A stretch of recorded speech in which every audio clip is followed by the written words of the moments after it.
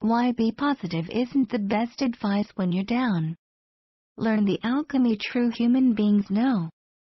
The moment you accept what troubles you've been given, the door will open. Rumi. As much as I tried to apply personal development ideas in my life, I failed big time. All the affirmations in the world couldn't make me love myself. The more I tried to be present, the more all over the place my mind became, getting lost in overthinking. Mindfulness didn't work for me either. Observing my thoughts got me to chase each and every thought and analyze it. When I tried letting go, I just held on tighter. This was my experience from reading hundreds of popular self-help books over a 10-year period. I studied intensely as if for a PhD, experimenting with the technique several hundred such books suggested, but still my life wasn't working very well, to say the least. My mind was a storm of thoughts and emotions. Sometimes I had panic attacks, which caused me to spend hours in bed, making me unable to work for stretches of time. I tried various drugs, medical and recreational and other compulsive behaviors in an attempt to get over my depression that descended on me like storm clouds. Through my job at that time as a journalist, I interviewed some of my favorite personal development authors of the time, in a bid to overcome the low feelings and anxiety that were ruining my life. But little helped. At first I thought it was just me experiencing such problems, that there was something wrong with my mind, but when I spoke to other people in a support group I started at the time, I realized many people were experiencing the same frustrations as I had with some of the books out there, which made it all sound so easy. Although they knew they should be positive and focus only on what they wanted, they couldn't do it.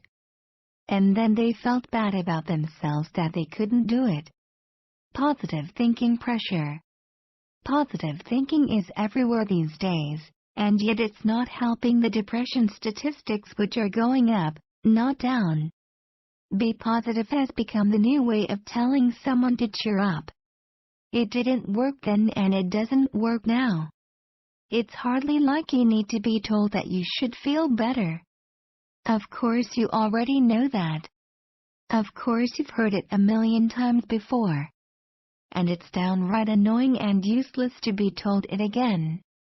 Like Instagram and other forms of social media, this positive thinking movement seems to be about living up to an ideal standard of perceived perfection all the time. Not satisfied with looking perfect, now you've got to think perfectly too. It's like something out of the film The Stepford Wives, where real people are replaced with robots. Denying our emotions is an insult to the journey of what it means to be a human being, and it does nothing to help people feel better. Why, it's okay to be down. Even the great saints and mystics weren't this perfect. They had bad days, and they were open about it. Buddhism, for example, teaches in the noble truth that pain is universal and inevitable. Of course, there is a difference between feeling down and dealing with major depression, but for many of us the former evolves into the latter because we compound our feelings with self-judgment. Unlike certain dubious New Age teachings, these authentic masters understood that negative thinking is part of the human journey, and that it's okay to feel less than your best sometimes. And they also knew that it's a quick route to self-hatred to expect any more of yourself. Without going into the low emotions, we would not feel and appreciate the high emotions. And another thing, it's the challenges that actually evolve the best times and bring the best out of us by strengthening our mind muscles. Think of going to the gym and telling the trainer you want the ideal body but you don't want any tension on your muscles. It's the same with experiencing challenges. The tension of life evolves us. What to do when you're feeling low? When you're feeling low, the mind races into overthinking and you start trying to figure out a way to get out of the mood. Although doing this makes sense, This is exactly what keeps you stuck there. Like fighting with a giant spider's web, the more you try to escape, the more trapped you get. Your choice to fight or relax. In the middle of a bad mood, you think your option is to feel good or not, to be positive or be negative. But it isn't. Your two choices are seemingly more limited than this: to be okay with where you are, or fight against it. The frightened mind really wants to overthink, and so trying to be positive becomes near impossible. Trying to be positive is actually self-criticism. It is sending the message that you shouldn't feel bad. We look for books to help us, suggestions to help us get out of the mood, all the while anchoring deeper into the darkness. Instead, you want to turn and face where you are. So in other words, you want to go with the anxiety rather than fight against it and against yourself. You may not want to be there, but that's beside the point. Making peace with somewhere you don't want to be seems illogical, but it's a necessary step in moving to where you want to be. Accepting all parts of life. Now, whenever I feel low, I know it's not the end of the world. It's part of life. When I feel this way, I also know that positive change is on its way. I know that my life is evolving. That new ideas are on their way.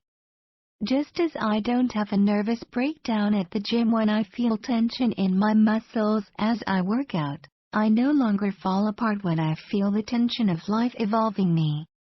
I welcome it. I accept the process. And I accept myself even when I can't accept the process in any moment. After all, I'm human. Nothing has gone wrong if we find ourselves feeling less than our best sometimes, despite what we may have read. Negative thinking will not make your world fall apart, quite the opposite. It is the source of our evolution. And the first step to feeling better is realizing it's part of the process, and it's okay. Just as what we resist persists, it is only in acceptance that we can let go and move on to better feelings and better experiences. Meditation. Forget rearranging thoughts. Trying to save the positive from the negative.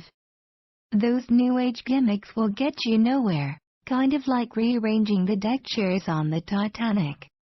To shift your life, a more serious approach is necessary. And that's where meditation comes in. It's something that's been proven for centuries through all faiths and philosophies. In short, it works. Through meditation, we come into the present moment and foster a sense of inner calm. It's not about changing our thoughts. It's about learning not to attach to them and diminishing their power over us. Once you've made friends with exactly where you are, even with your negativity, a regular practice of meditation will make you less likely to be taken by those storms of negativity in the first place. But if they do take you down occasionally, and they probably will, because that's the journey of being human, you now know what to do about it. If you are suffering from depression or anxiety, I recommend that you find a professional to support you and not do this journey alone.